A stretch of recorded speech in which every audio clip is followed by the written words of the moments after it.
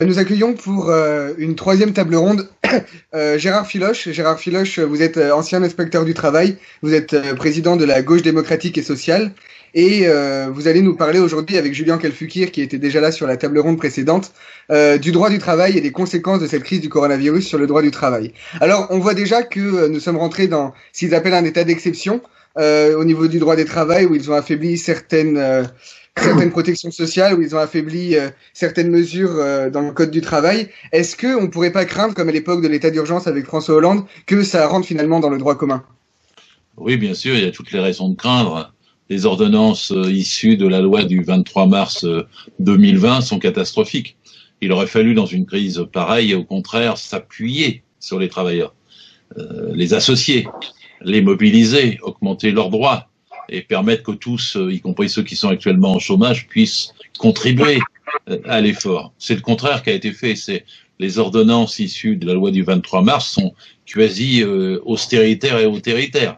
C'est-à-dire qu'elles demandent 60 heures, elles réduisent le repos quotidien de 11 heures à 9 heures, elles se proposent de supprimer le dimanche et de revoir la question des congés payés. Ce sont des ordonnances à la fois liberticides et à la fois tueuses du droit du travail, alors qu'on n'a jamais eu autant besoin de droit du travail. Hein, d'ailleurs, maintenant, on le voit tous, puisque la question revient spontanément comme la première. C'est normal, on a, dit-on, 11 millions et demi de gens en chômage partiel. Ça pose déjà des tonnes de questions de droit. Hein. Vous savez que dans le temps, le chômage partiel était l'objet d'un contrôle préalable de l'inspection du travail. Je dis bien dans le temps, hein, avant les lois El Khomri, les lois Pénicaud et compagnie. Et pourquoi c'était ça? Parce que beaucoup d'employeurs, c'était bien connu, trichaient avec le chômage partiel. C'est-à-dire qu'ils se faisaient payer une partie du salaire par l'État et continuaient quand même en arrangement avec le salarié de le faire travailler. Or, si vous avez 11 millions et demi de personnes en chômage partiel aujourd'hui, et qu'on nous dit par ailleurs qu'il y a à peu près 8 300 000 personnes en télétravail, on imagine bien qu'il doit y avoir des zones de confrontation avec une fraude, parce qu'il ne faut pas croire que les employeurs sont comme ça tous généreux et légalistes. Ils sont obligés de chercher leur marge, donc c'est le système qui veut ça. Et donc pour chercher leur marge, ils essaient de combiner les aides qu'ils peuvent percevoir de l'État et une continuation d'activité. Et là, il n'y existe aucune zone de contrôle. Et c'est là, par exemple, que le travail de l'inspection du travail est absolument décisif et qu'aussi le contrôle de tous ceux qui donnent des fonds ensuite aux entreprises. On ne peut pas les leur donner, comment dit-on, à fond percé. Hein, parce que si c'est à fond percé, on va donner 5 milliards à Renault, tant de milliards à Airbus, tant de milliards.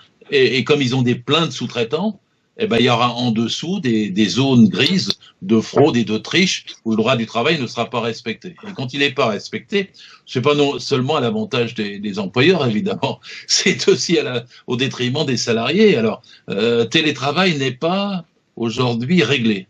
Parce que vous savez peut-être aussi, dans le temps, télétravail, c'était un peu comme du travail à domicile, un peu comme les dentellières du 19e siècle et les canuts au 19e siècle. C'est-à-dire que le travail à domicile, il était soumis à des réglementations extrêmement strictes. Il fallait, par exemple, c'était pas forcément respecté, hein, mais la réglementation existait. C'est-à-dire qu'il fallait qu'il y ait une définition du poste, de la tâche, et qu'il y ait, quand il y a une commande de travaux, une traduction horaire de la tâche. On n'avait pas le droit de demander 150 blousons à faire dans une journée, par exemple aux gens qui faisaient les blousons à domicile. On n'avait pas le droit de leur demander sans dire les 150 blousons, en fait, ça fait 5 jours de travail, 5 fois 8, 40, et sinon vous n'y arriverez pas.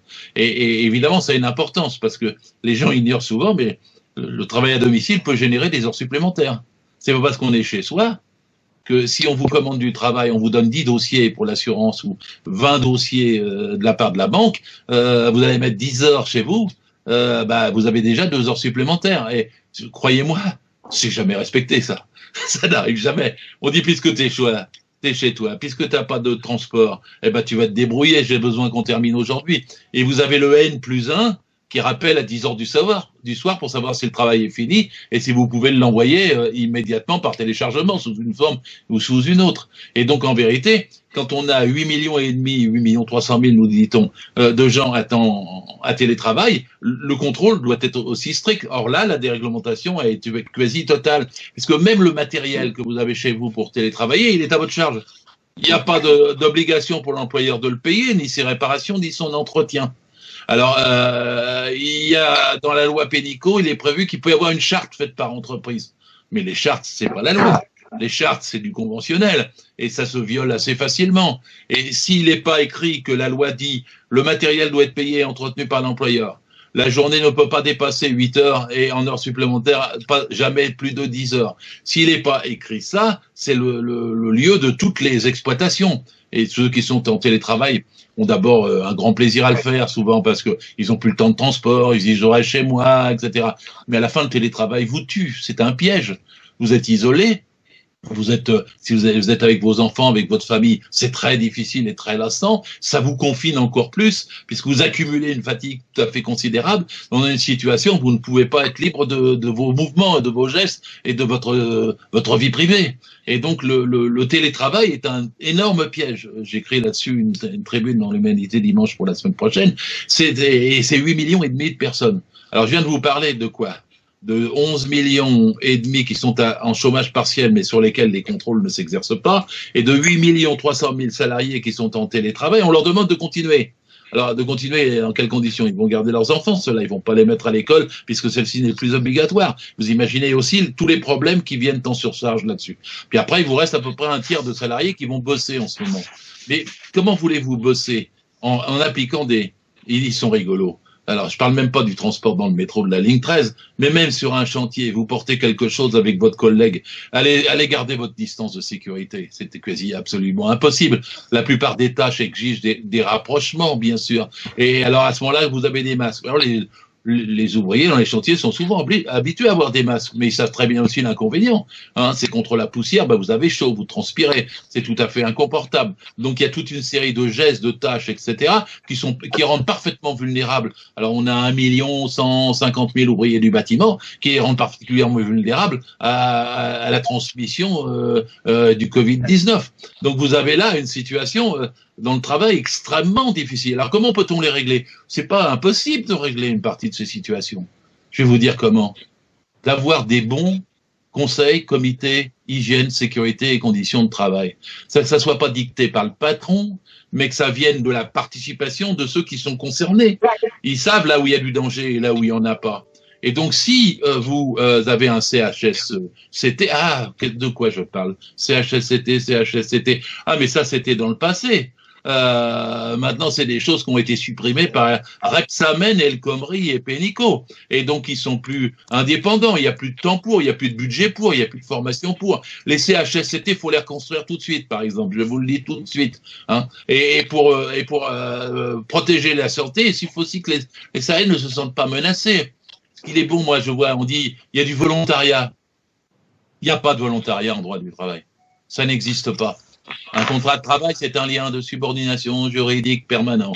Un lien de subordination juridique permanent. Dans une entreprise, c'est le patron qui décide l'embauche, c'est le patron qui gère le contrat et c'est le patron qui rompt le contrat. Vous êtes subordonné. Et c'est pour ça que c'est le patron qui a des obligations vis-à-vis de votre santé et de votre sécurité. Parce que j'entendais ce matin Madame Pénicaud qui répondait sur France Inter en disant « Ah, mais la mise en danger d'autrui, il faut que ça soit fait en conscience. » Ah bon? La mise en danger d'autrui, il faut que ça soit fait en conscience? Mais alors, le patron qui n'a pas mis de garde-corps dans le chantier, il y a un ouvrier qui tombe. Personne ne va penser que le patron, consciemment, voulait que l'ouvrier tombe. Donc, inconsciemment, il a ouvert un risque. Mais pourtant, c'est quand même lui qui est responsable en droit du travail. Et Madame Belloubet a totalement tort. Parce que il doit assumer la protection avec une obligation de résultat et il doit y avoir un garde-corps.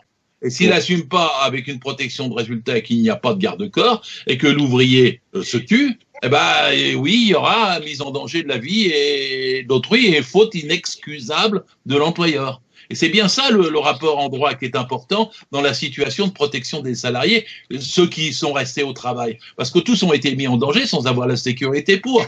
Et tout cela, c'est quoi? Je vous fais un tableau, je pourrais vous le montrer. En ce moment, il circule sur Internet un tableau avec 40 métiers qui sont illustrés en petites vignettes pour demain 1er mai. Et on voit que c'est tous notre classe, c'est une classe sociale, c'est le salariat, c'est ceux qui produisent les richesses, ceux dont Macron a dit ils sont maltraités du point de vue salarial par la société, mais c'est eux qui tiennent le pays. C'est la France du SMIC, c'est pas la France du fric. Alors la France du SMIC, elle doit être protégée et elle doit être payée par la France du fric. Et donc là, c'est la question de la reprise. Les conditions de la reprise exigent une consolidation des droits du travail, une protection des salariés beaucoup plus forte que celle qui existait auparavant. Et si on veut pas finir demain comme avant, c'est d'abord ça qu'il faut changer. Par exemple, protéger contre le licenciement. Parce que si vous n'avez pas d'autorisation de licenciement, le salarié, il a peur. Il va pas exercer son droit de retrait. Il va pas dire, mais moi, je veux pas faire ça dans des conditions de risque. Si vous avez un contrôle sur les licenciements, vous protégez la santé. C'est pas seulement l'emploi que vous protégez, mais la nature de l'emploi. Vous protégez la sécurité. Donc, faut rétablir un contrôle sur les licenciements par l'inspection du travail. Et vous aurez noté comme moi que c'est pas du tout dans ce sens-là que va Madame Pénicaud, puisque un inspecteur du travail qui avait, alors c'était pas extraordinaire ce qu'il avait fait. Il avait fait tout son boulot, Anthony Smith, à Reims. Il avait exigé d'une boîte qu'elle donne, parce qu'il y avait des malades parmi ses salariés, à ses femmes de ménage des masques pour aller, parce qu'elles allaient travailler chez les gens. Ça avait déjà d'ailleurs été approuvé dans un cas de jurisprudence par un tribunal à Lille. Donc mon collègue Anthony Smith ne faisait que son travail. Mais Madame Pénicaud a dit que non. Il ne devait pas aller jusque-là parce qu'il n'y avait pas de masque à l'époque obligatoire. Alors maintenant, les masques deviennent obligatoires à Lyon ou dans les transports, mais ne deviennent pas obligatoires pour une femme de ménage qui va faire 5 ou 6 visites dans une journée. Qu'est-ce que c'est que cette histoire? Et on sanctionne l'inspecteur du travail, on le suspend de son métier, de ses fonctions, de ses responsabilités, parce qu'il a osé mettre en demeure et en référé le patron qui ne donnait pas de masque, alors que maintenant la question du masque est réglée. Il faudrait donc dire que c'est une question centrale pour des millions de travailleurs. Si l'inspecteur du travail ne peut pas imposer de masque, si la ministre du Travail le sanctionne et le met à pied parce qu'il le fait, et si elle lui interdit de saisir le tribunal en référé, tout le système d'indépendance de l'inspection, tout le système de contrôle du droit, tout le système de protection des salariés, tout le système de santé est un vain mot. Ça sert à quoi? Vous pouvez un inspecteur, quand il sanctionne un patron qui ne respecte pas la santé, c'est lui qui se fait virer. C'est quand même extraordinaire. Et il faut faire de Anthony Smith un cas absolument spectaculaire de l'enjeu qu'il y a pour le 11 mai. Faut ajouter, on a 6 500 000 chômeurs. La loi sur le chômage n'est pas abrogée. C'est pas clair la position du gouvernement. L'a-t-il suspendu? L'a-t-il pas suspendu? Où est-ce qu'on en est et va-t-elle reprendre? Deuxièmement, tous les précaires, alors les intermittents, les saisonniers, les CDD, les intérims, se sont trouvés brutalement sans boulot, c'est-à-dire là, et sans revenus. Qu'est-ce qu'il en est? Comment vont-ils être financés? Jusqu'à quel point? Et donc la question des intermittents est un étranglement. C'est des centaines de milliers de salariés, d'artistes, tout ça qui ont absolument besoin de vivre. Donc là, il n'y a pas de réponse du gouvernement. Alors ensuite, après, il y a la question des femmes. Je me permets de le dire parce que on dit pas sur les infirmières, c'est 88%, les infirmiers, c'est 88% de femmes. Les caissières, c'est 90% de femmes. Et dans tous les métiers, y compris les aides aux personnes, les soins aux personnes, etc., c'est les femmes de ménage. C'est encore les femmes. Et l'égalité salariale, quand ils disent attention, le monde d'après, le monde d'après, il faut que l'égalité salariale elle soit immédiate. Et alors après, quand on dit que les gens, ce sont les gens qui touchent le moins de salaire. Moi, alors c'est une discussion, je sais, dans le mouvement syndical et dans mon propre syndicat, la CGT, qui n'a pas toujours été pour des augmentations uniformes de salaire. Moi, je dis que dans un cas comme celui-ci, il faut avoir un chiffre phare et demander à tout le monde 300 € pour tous. Bon, c'est un chiffre raisonnable. Je sais que Sud est pour 400 €. Je sais, mais j'ai écouté, hein, les hospitaliers sont pour 300 €. J'ai écouté le syndicaliste responsable, CGT, des hospitaliers, il dit 300 €.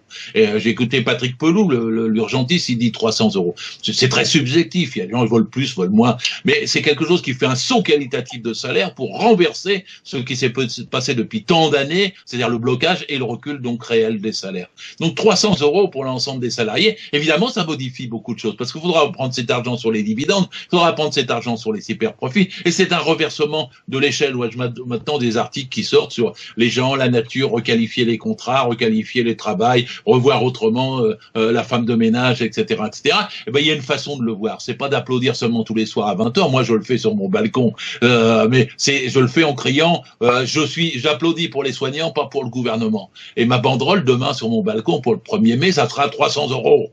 c'est-à-dire un chiffre rond, tout de suite, à payer, à verser. Et quand on me dit, mais tu vas chercher l'argent où? La France n'a jamais été aussi riche, c'est pas parce qu'il y a la crise que les riches s'appauvrissent. Ils se sont mis à l'abri et ils se soignent, et plus que les autres. Et il y a toujours autant de dividendes. Il faut regarder la hiérarchie des entreprises. En France, il y a 1000 entreprises. 1000. On le sait jamais, on le dit jamais assez.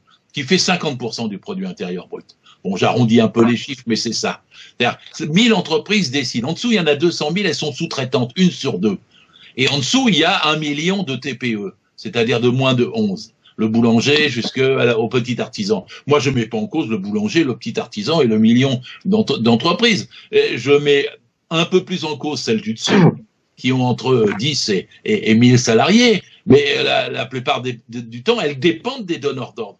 Et c'est donc les donneurs d'ordre qu'il faut. Moi, je suis pour modifier le rapport entre ces entreprises-là. C'est-à-dire que ce soit le donneur d'ordre qui soit responsable de ce qui se passe sous ses ordres. Que l'entreprise intervenante, elle souhaite aligner le temps de sa mission sur la convention collective du donneur d'ordre. Qu'on facilite la reconnaissance des unités économiques et sociales. Parce que les petites entreprises, tout le monde va aller chez son coiffeur, peut-être, en tout cas moi, quand on pourra. Eh bien, je le dis tout de suite, vous allez, pour pas les nommer, chez Begin, ben, vous avez 1200 salons avec 6 personnes. Mais en fait, c'est une seule entreprise. Si vous reconnaissez qu'il y a 1200 salons avec 6 ou 8 personnes, vous avez tout de suite un groupe de 2500 salariés. Ça change tout dans ce qu'on peut exiger. Parce que le petit coiffeur franchisé va dire, mais moi je peux rien.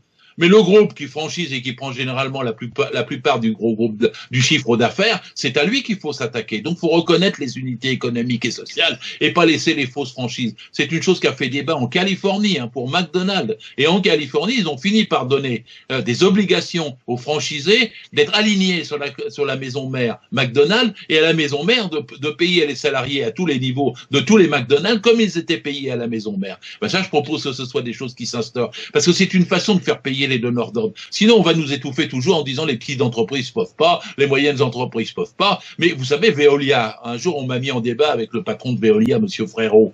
Et dans le débat, il me dit, mais moi, j'ai 11 000 sous-traitants. Ce que vous me dites, je peux pas tenir. S'il a 11 000 sous-traitants, il peut tenir. Effectivement, parce que la sous-traitance, c'est la dégradation du droit du travail en cascade. Et il faut ne pas autoriser plus d'un seul niveau de sous-traitant. Vous voyez que je donne des mesures concrètes qui sont pas du tout dans le sens de Madame Pénicaud ni de Madame El Khomri, pas du tout dans le sens de Hollande et dans le sens de Macron, mais ils sont dans le sens de l'intérêt des salariés. Vous savez, ceux qui produisent tout aujourd'hui, ceux qui font tenir le pays, c'est de cela dont je parle quand je parle droit du travail. On l'aura bien compris, Gérard. Merci beaucoup, Gérard. Merci beaucoup.